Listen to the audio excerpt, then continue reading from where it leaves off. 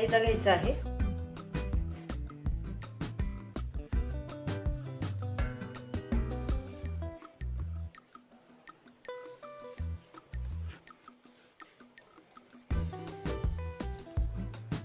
यात आपल्याला 4 चमचे मैदा आणि 1 चमचा त्यात दही घालायचे. अर्धा चमचा मी इथे बेकिंग पावडर घेतलेली आहे. बेकिंग पावडर वापरायची, बेकिंग सोडा नाही वापरायचा. अर्धा चमचा बेकिंग पावडर मिक्स करायचं.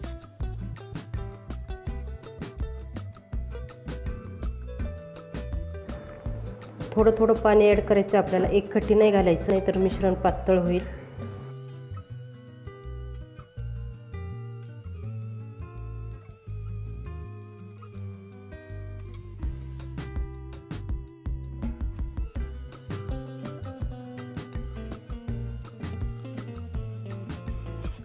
थोडं थोडं पाणी ऍड करून असं स्मूथ मिश्रण बनवून घ्यायचं आपल्याला.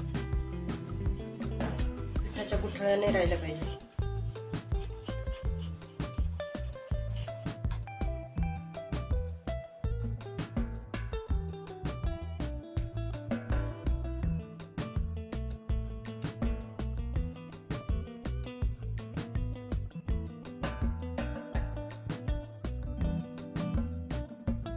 एकदम स्मूथ झालेला आहे. याप्रमाणे मिश्रण झालं पाहिजे.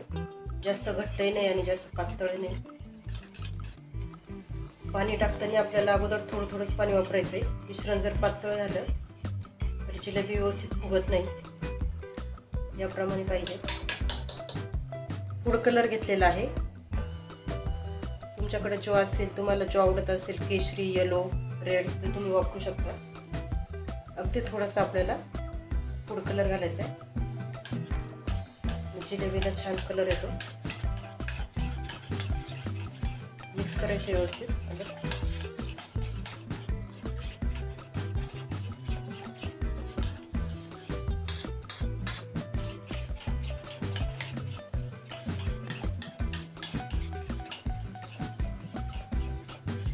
याप्रमाणे मिश्रण झालं पाहिजे.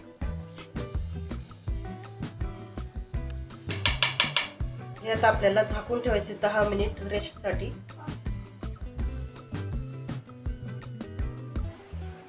दहा मिनिट आपले पीठ भिजतंय तोपर्यंत आपण जिलेबीसाठी पाक बनवूया. 1 वाटी साखर घेतलेली आहे मी. 1 वाटी साखरला अर्धी वाटी आपल्याला त्यात पाणी ऍड करायचंय.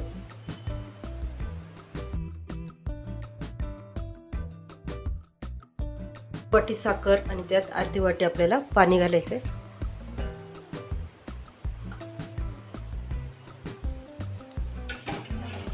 आणि मीडियम फ्लेम वरती आपल्याला गॅसचा फ्लेम मीडियम करायचा आहे. मीडियम फ्लेम वरती साखर वितळून घ्यायची.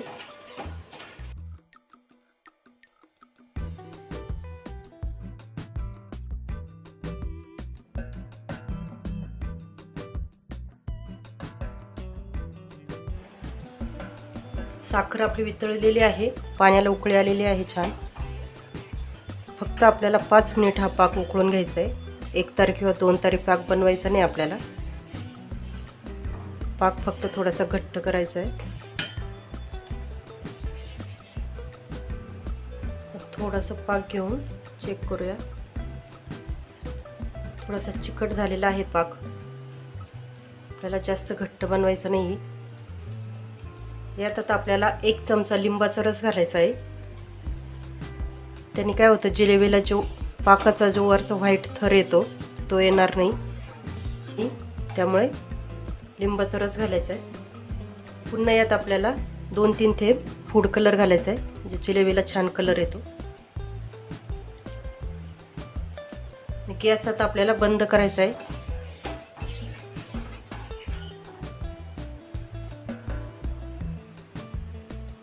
दहा ते 12 मिनिट झालेले आहे.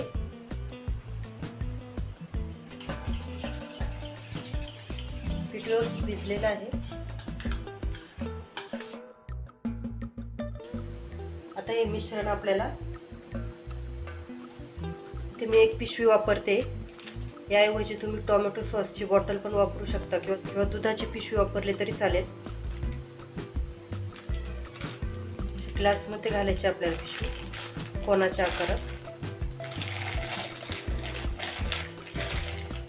आणि यात आपल्याला हे मिश्रण ओतायचे।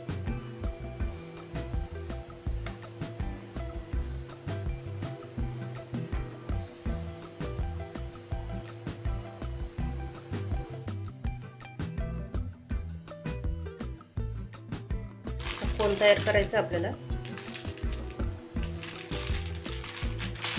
वरून व्यवस्थित आपल्याला घट्ट असं रबर लावायचे किंवा दोऱ्याने बांधलं तरी चालेल। याप्रमाणे रबर लावते।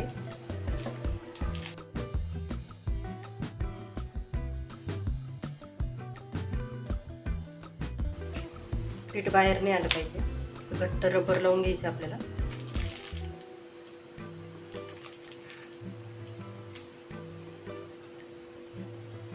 मी इथे तेल ठेवलेलं आहे गरम होण्यासाठी। जिलेबी तळण्यासाठी आपल्याला अशी पसरट कढई वापरायची आहे किंवा पॅन पण तुम्ही वापरू शकता। आणि तेल पूर्ण कढई भरून नाही टाकायचं, अर्ध्या कढईपेक्षाही कमी टाकायचं आहे तेल। आणि मीडियम फ्लेमवरतीच गरम करायचं आहे तेल, जास्त कडकडीत गरम करायचं नाही, मीडियम हीटवरतीच गरम ठेवायचं आहे। आता हे आपण जे मिश्रण भरून घेतलेलं आहे जिलेबीचं, त्याचं आपल्याला हे खालचं टोक कट करायचं आहे।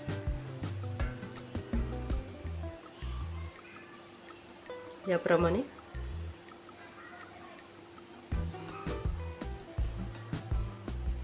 पिशवीचा कोणाचं तोंड मी कट करून घेतलेलं आहे। पण चेक करूया, तेल व्यवस्थित तापलेलं आहे। तर आपल्याला जिलेबी काढायची आहे।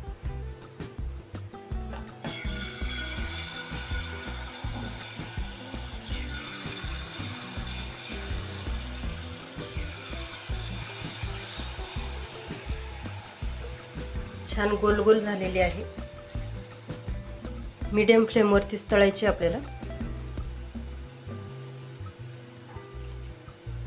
चिमट्याने आपल्याला पलटी करायची, छान कुरकुरीत होईपर्यंत तळून घ्यायची आपल्याला।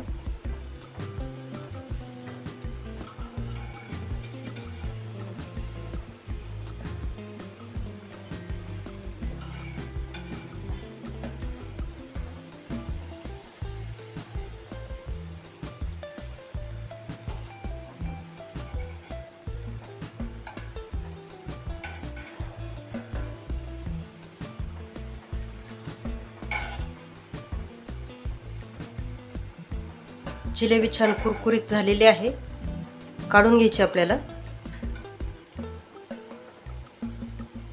पाहू शकता अशी कुरकुरीत झालेली आहे, कलर पण छान आलेला आहे।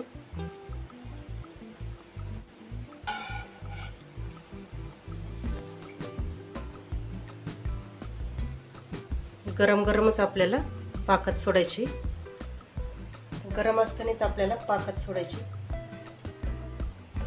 2 मिनिट आपल्याला पाकात भिजू द्यायची जिलेबी, पाक छान आतपर्यंत मुरला जाईल।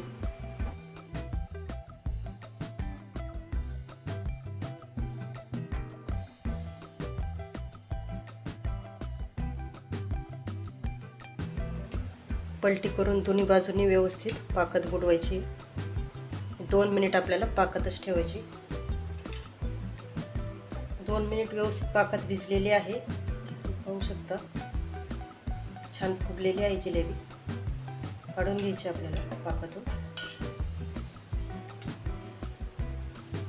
पाहू शकता दिसायला अतिशय सुंदर दिसते, पाक पूर्ण आतपर्यंत गेलेला आहे।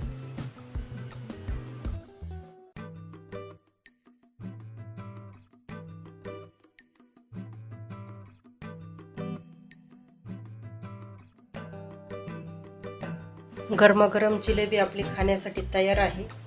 तुम्ही पाहू शकता अतिशय सुंदर झालेली आहे, पाक पण आजपर्यंत मुरलेला आहे। तुम्हाला ही रेसिपी आवडली तर प्लीज चॅनलला सबस्क्राईब करा आणि बेल आयकॉनवरती क्लिक करा अशाच छान छान रेसिपीज पाहण्यासाठी।